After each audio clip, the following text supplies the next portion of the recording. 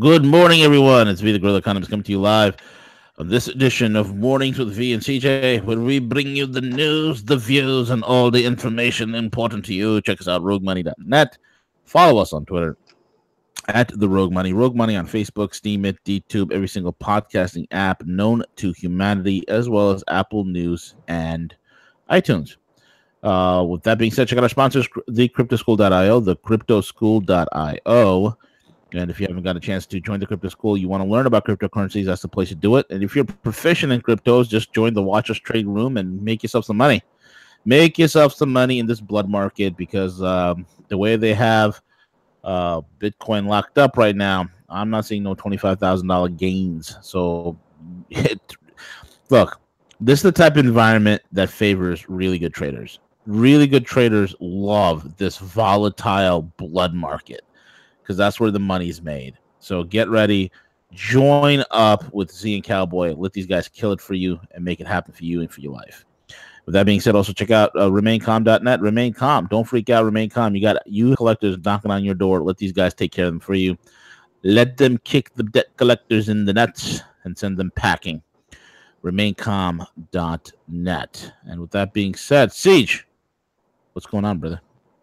Hey, good morning, V. Doing great. It's a nice sunny day here in the Midwest. It's going to be about 75. I think I think it's going to be warmer than that. But yeah, man, it's just it's exciting. I feel like there's so many great things that are happening that are going on. Not only for Rogue and the solutions that we're going to be offering, but Yeah, also here politically. We just want to continue to remain optimistic, and most importantly for our listeners, now's the time. Now's the time that if you are not exactly what you've been talking about, that if you are not happy in your current situation, you want to do better for yourself, your family.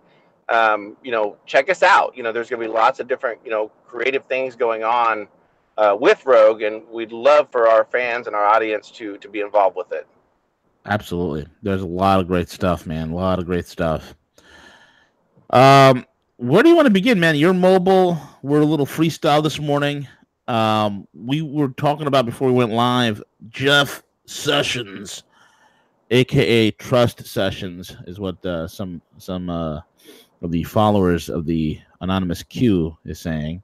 My thing is Fire Sessions, and you and I both have been saying that. I think the guy's incompetent Mr. Magoob, who runs interference.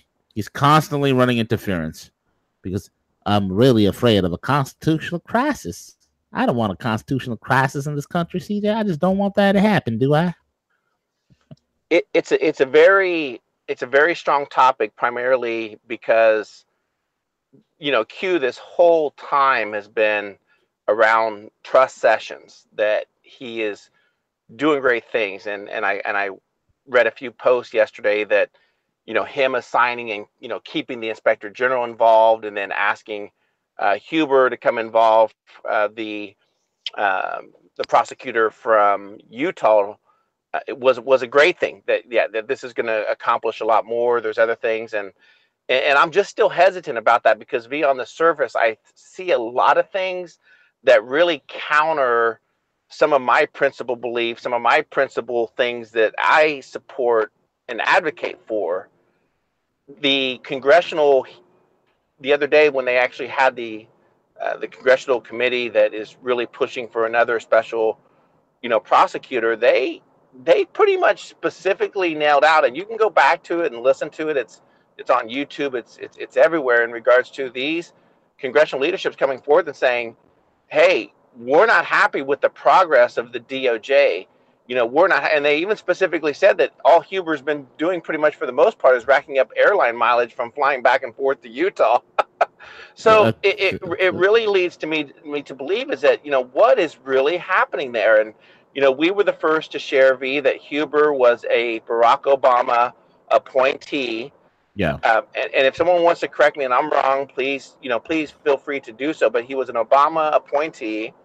At the end of his appointment term, he offered Trump his resignation. Which, if I truly wanted to work for someone, if I truly believed in someone, I would probably say, "Hey, I know it's protocol to offer resignation, but I'd love to stay. I'd love for you to consider it."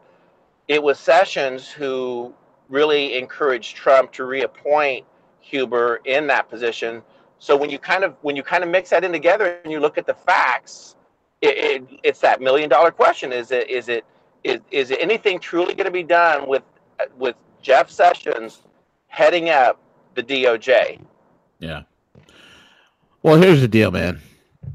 I think Roger Stone said it best. Roger Stone said that we have two crooks running this Justice Department, right? And he's talking about Sessions and Deputy Attorney Rod Rosenstein. And Roger Stone's own words is this: the fact that Jeff Sessions will not hand over to Congress information regarding the FISA warrant surveillance. He won't hand it over. Let me ask you a question, CJ. If you are a man, okay? If you're a man who is supposedly working against the deep state, and you have information that has the deep state dead to rights, why won't you not make that public?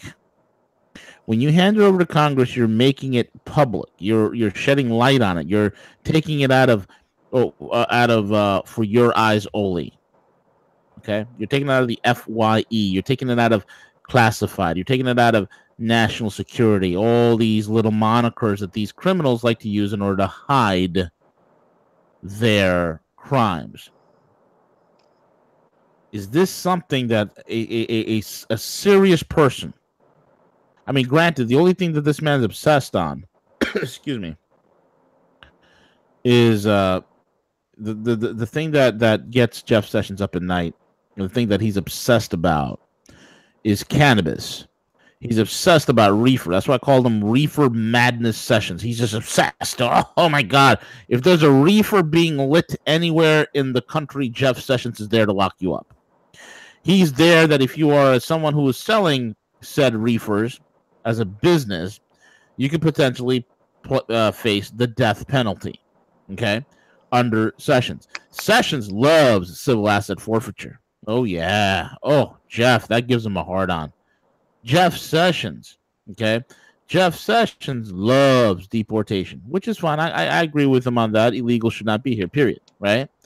But when you look at what stiffens Jeff Sessions' loins like a Viagra the size of a hockey puck, it's nothing to do with criminal investigation of the deep state. It has nothing to do. This guy is the consummate cock blocker.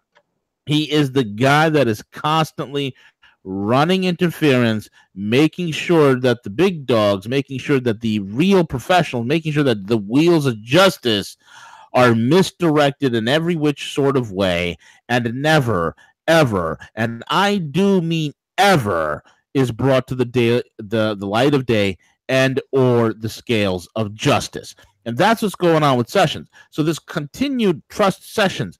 At what point do I trust him? What sign? What anything? Thank you, Sessions, but I don't know if that's a Sessions thing, but, you know, I get it. Okay, you've locked up some pedophiles. Great. Wonderful. Great. Love it. Good. Okay, fine. But this whole half-assed deep state thing, we're going to lock up the pedophiles. We're going to, you know, cut off the supply of children to these monsters. Okay, that's great. I love that. I'm all for that, okay? But let's go all the way. Let's go all the way. And this is what my fear was, CJ, from Jump Street. You and I have talked about this. We footballed this idea back and forth between each other. Is this thing with the deep state cannot be a half measure. It cannot be a half measure. If you want to kill the deep state, you can't be out there saying we have a 3.5% unemployment rate. You want to kill the deep state, you can't be out there saying, hey, you know what, this is the greatest economy in the world. You can't go from switching, hey, we have the biggest bubble biggest economic bubble in world history to, hey, this is a great economy. You want to kill the deep state, you got to go all the way. You got to call a spade, right? You got to call a spade a spade. You got to be able to go up there, and when you clean up the spider webs, you got to kill the spiders. When you clean up the spider webs, folks, you got to kill the spiders, because otherwise the spiders come back, and next you know, you got a web. Next you know, the spiders are breeding, and then next you know, you have your house looks like a haunted house because you got 1,000,001 spider webs and spiders, and it's a mess. That's what the deep state is. What Sessions is doing, he's cleaning up the webs here and there. That's all he's doing. He's not killing no spiders. I mean, see, there's enough evidence here that that those involved, okay, those involved are dead to rights, And granted, there's criminal probes, this, that, and the other. There's a lot of talk. How long does it take to get a probe together, CJ? Don't take that long, do it. Well, we're almost 2 years into it now, right? That's what I'm saying. How fast did the Democrats get Mueller on the trail? How fast was that? Like a day, 2 days, a week? I mean, they talked about a special counsel, and then boom, out of nowhere pops Mueller. Right. You know, and in part, you know, that's because Sessions, you know, voluntarily at the time stepped away, you know, due to any type of conflict. The other thing, V, that I like to do, because this is what really keeps me awake at night, like when I think about, you know, these prosecutions moving forward with arrest, and, you know, for our audience, the reason why we're so fixated on Jeff Sessions right now is because he has the highest law office in the United States right now. And the guy's a nut job. You know, another thing he wants to do, he wants what's that? He wants a stop and frisk without reasonable suspicion. Without reasonable suspicion. I mean, guys, let's take a look. Take a look at what former, you know, as far as the DOJ. Take a look at former attorney generals and what they've been able to do and what they've done. Now, granted, most of the part was criminality. So look at Eric Holder. Look at the gun running. Look at them utilizing the IRS to attack conservatives. Look at Loretta Lynch. Look at her meeting with Bill Clinton on the tarmac.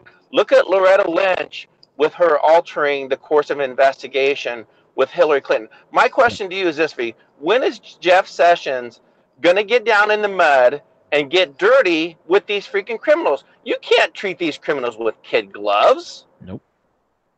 Man, this guy, he's got the white gloves. They're velvet. They're soft. He's petting them. He's giving them a pat on the back, letting them know that everything will be okay. I think it was, what was his name? Matt Gaetz, representative from Florida. And what did he do? He called on Attorney General Sessions to step up and renounce his recusal in the Russia investigation. He has totally, and he has said that he's totally unwilling to do that. Okay, and this guy, Matt Gaetz, the representative from Florida, says that Sessions may have Stockholm syndrome with his captors in the deep state. No, Jeff, he just wants to clean up a little bit. You know what Jeff Sessions is like? Jeff Sessions is the kid who said, when you're like a parent and you tell your kid, hey, man, just clean up the living room, pick up your toys, put it away. And what he does, he picks up some of the toys, okay, puts it into his toy chest. Everything else, he kind of pushes in the small little pieces, he pushes under the rug. The rest of the stuff that can be hidden, he just shoves it underneath the couch. That's it. He says, look, Daddy, it's clean. That's Sessions. He will do the bare minimum required. That is Sessions. Now, how does this help us? How does this help us? You can't say the deep state's defeated. They've been pushed back. They've been pushed back quite a lot. They've been pushed back quite a lot. But are they defeated? Is it completely over for these cretins? No, they're in hiding. They're going to wait. You see, the deep state's been here for 60 some odd years, maybe longer, right? Maybe 100 years, right? They got time. They'll be back because you know why? The gravy train's it's too rich for them. And what is the gravy train? That's the dollar. And that's why it's one of the greatest. Right on. And let's take a look at what he could do. Via. Now I'm sorry. Did I just cut you off? No, go for it, bro. That's all good. Okay, no, I cut out for a second. I thought you were done. No. Let's take a look at what he could do. And obviously, I'm not an attorney. I'm not a prosecutor. I don't have really any legal background at all. But I can't see why, with all this information forth, and I'm not sure if there's statutes or limitations, but why couldn't Jeff Sessions reopen the investigation into Hillary Clinton? She was never prosecuted for it, right? She was never really prosecuted, so it wouldn't be like double jeopardy. So he could probably order that like tomorrow to say, hey, we're reopening this investigation.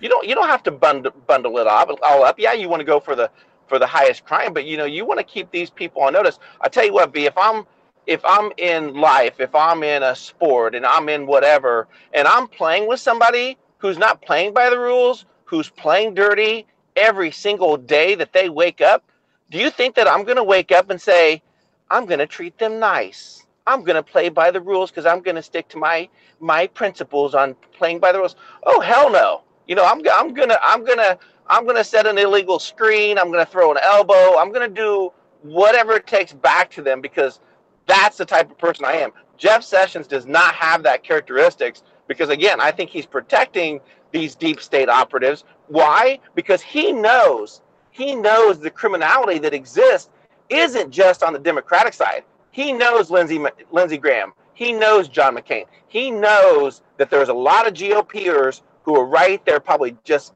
guilty as hell, as is. I lost my train of thought. Everyone else, Lynch, who name it, right? Hillary, Obama, and that's my biggest concern is that he wants to renew the failed drug wars in the United States. He wants to further the expansion of the police state in America. That's what this guy lives and breathes. And I'm sorry to spend so much time on it, but I just don't see things happening to the speed. He could go out and just go ahead and say, you know what, Congress, you're right. I'm going to go ahead and assign a special prosecutor.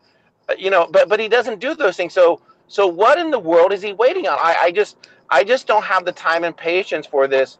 3D chess is 4D chess. This people can't handle the truth. Americans can't handle the truth. I mean, right now, I think there's probably more people screaming for it than people that won't be able to handle the truth. I mean, look, man. One of the headlines out there that's trending is rank and file FBI agents are sickened by the Comey McCabe situation. They're sickened by Comey and McCabe, and they want to come forward and testify. Several FBI agents would like Congress to subpoena them so they can step forward and reveal dirt on former FBI Director James Comey and his deputy Andrew McCabe. These two guys is as dirty as a shirt in mud wrestling. They're as dirty as they come, right? Citing 3 active field agents and former federal prosecutor Joe DiGenova. Okay. There are agents all over this country who love the Bureau and they're sickened by Comey's behavior and McCabe and Eric Holder and Loretta Lynch and thugs like John Brennan. Sick of them, who despise the fact that the Bureau was used as a tool of political intelligence by the Obama administration thugs, says former federal prosecutor Joe DiGenova. And they're just waiting for a chance to come forward and testify. This is a known fact. You have so many people here, okay? We have so many people here that has the dirt on them. It's an open and shut case. It is literally open and shut. It is literally dead to rights. Dead to rights. You can pull the string right now. And people say, well, how's people going to react? The American psyche. What will happen? Who cares? Look, I said it before and I'll say it again. 40% of this damn country is gone. I don't think they'll ever be awake, okay? I don't care about those 40%. They're idiots. They don't know what's good for them. I'm talking about us 60% who are awoken to this, that will stand behind a maneuver like this. And not only that, we're the ones with the money. Not only that, we're the ones with the guns. Okay, we got the money, we got the guns. So let's get it on. Let's get it on. Let's get it over and done with, man. It's unbelievable. It's ridiculous. Supposedly there's a warrant that was revealed was unsealed on the Anthony Weiner thing. Okay. Right. And what's happening is between the warrant on Anthony Weiner and what's been revealed there, the rumors that were circulating about what's in that laptop, whatever the hell it is, these are again information that will cause an open and shut case. And again, Sessions will do what Sessions does best, which is run interference. Tell me if I'm thinking Sessions. Tell me if I'm thinking about this incorrectly, but wouldn't Sessions be Trump's safest termination? Because I think that's why Rosenstein, there is a little bit concerned of obstruction of justice, which I think that darn well that there's people on both sides that would probably want to potentially try to impeach Trump over that. But Sessions has recused himself of this whole investigation with the Russian collusion. So wouldn't he be the safest termination, V? Wouldn't He would be. how could they say if you fire Sessions that you're obstructing injustice? Sessions recused himself of the entire investigation. So and how's that? How's that say in the beginning? If it was he hated the fact that Sessions recused himself. You guys got let me take you back to the beginning of when Trump came in on January 20th, 2017. What happened? Sessions recused himself. Right? He recused himself immediately, almost immediately. Immediately. And that he did so in a press conference. Correct. And that was the immediate, as soon as he recused himself, he created the immediate wanton vacuum that required a special counsel. If he never recused himself, there would be no Mueller investigation, right? But he recused himself, prompting right then and there special counsel. And who did they pick? Who did they pick? You see, if Sessions would have stayed on, did not recuse himself, he could have said, okay, I'm going to stay on, but we're going to pick a special counsel. You could have just picked somebody who would just, go on about their business, or, ran through the motions, and at the end of 2 to 3 months, say, hey, you know what, we found nothing. And the whole thing would have been put to rest. But because it was a special counsel, and what happened, Rod Rosenstein, who was an operative of the deep state, Rosenstein, who did he choose? Mueller. And we've been on this long, ridiculous witch hunt. Okay? And it's been a national catastrophe and a national disaster, the likes of which we have never yet seen. It's ridiculous. All of this would have been prevented. All the headaches. How many things, that Trump wanted to pass couldn't pass because of the hysteria? You understand, folks? That's the whole entire thing here. Because Rosenstein picked Mueller, what did that do? The media went into a frenzied hysteria. People were protesting in the streets. You see, all this crap was happening, and I strongly feel all the hysteria would not have been so acute if were not for the fact that Mueller was picked, that Rosenstein was picked, that Sessions, again, recused himself. None of these things would have happened, CJ, but yet they've happened. And this is where we are. It's ridiculous, man. Yeah, it is. Yeah, it truly is. And so again, I think that we do need to continue the pressure with the fire Sessions. I just don't think things are going to move forward with him, as the AG. I just don't see it happening. The other thing that concerns me, and I'm not sure if you caught wind of this or not, but it looks like Jared Kushner is back on the good side of everyone right now. Of course, he's the maven that created Middle East peace. Did you not know that? he got his security clearance reinstated. Mueller's perfectly happy with his testimony, and he's got the J.Crew sponsorship back. It's just very, that played out. So on a porno star's word, Mueller was able to go crack down on Trump's attorney. However, knowing getting all his financial backgrounds, and that's the information that we see coming out right now regarding his attorney. But you take a look at that versus Jared, and we know his financial dealings, but yet he gets a pass. It's just very interesting. It'd be very interesting to know exactly what went down with those conversations. Oh yeah. And meanwhile, and this is exactly why you have to defund and cut. Okay, cut severely. Okay. The funding for the government, and we have to defund the government, get it completely defunded. We don't need the statists, because what happens? They seek more and more control. Here's a great story. They are right now, and this is over from the Shit Hits the Fan blog. Jeremiah Johnson over there, former Green Beret, United States Army Special Forces. More police state surveillance, courtesy of the Pentagon. Check this out. The Defense Department, folks, is funding a project that officials say could revolutionize the way companies, federal agencies, and the military itself verify that people are who they say they are. This is dangerous. Okay? This is dangerous. Okay? So, it could be available in most commercial smartphones within 2 years. The technology, which will be embedded in smartphones' hardware, will analyze a variety of identifiers that are unique to an individual, such as the hand pressure, wrist tension when the person holds a smartphone, and the person's peculiar gait while walking, said Steve Wallace, technical director of the Defense Information Systems. Organizations can use that tool to combine those identifiers to give the phone holder a quote-unquote risk score, Wallace said. If the risk score is low enough, the organization can presume the person is who she says she is and grant her access to sensitive files on the phone or on a connected computer, or grant her access to secure facility. If the score is high, she'll be locked out. Amazing.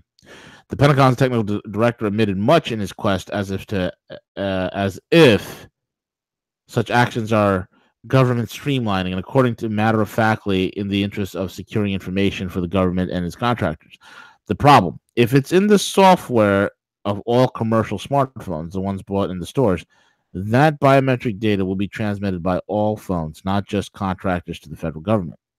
We also know where this is heading. The government will backdoor everyone's cell phone and make tracking and surveillance even more ubiquitous than it is already now. That's saying this. Another identifier, quote, will likely be built into chips is a GPS tracker. Listen to this, CJ. That will store encrypted information about a person's movements, Wallace said. The verification tool will analyze historical information about a person's location, and major recent anomalies would raise the person's risk score. The tool would be separate from the GPS function used by mapping and exercise apps. The tool does not include biometric information such as thumbprint or eye scans at this point. So they're telling us up front that GPS tracking will be used to monitor and store your movements, deciding if you're a risk by where you go. And, quote, anomalies, the actions are termed, would raise the person's risk score.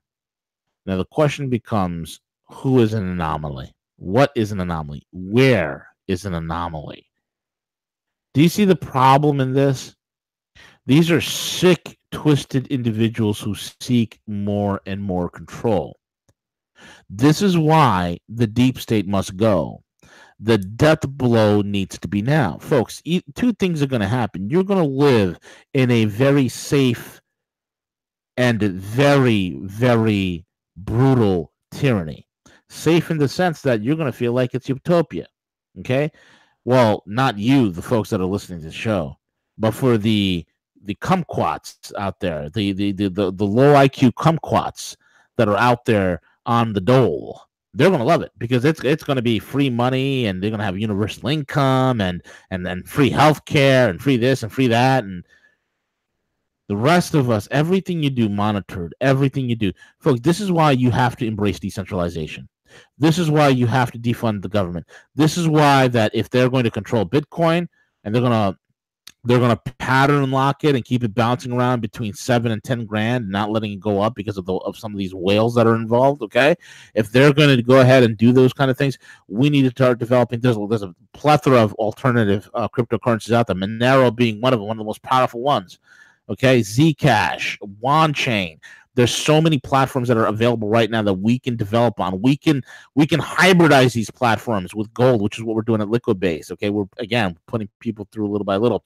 But anyway, these are platforms that are available. We need to decentralize now. If we don't come to a head with what is going on globally within the federal government and put the deep state to rest, the deep state will put you to rest. I would much rather live in dangerous freedom. Excuse me. I would much rather live in dangerous freedom than in a safe tyranny any day of the week. Leave me the hell alone.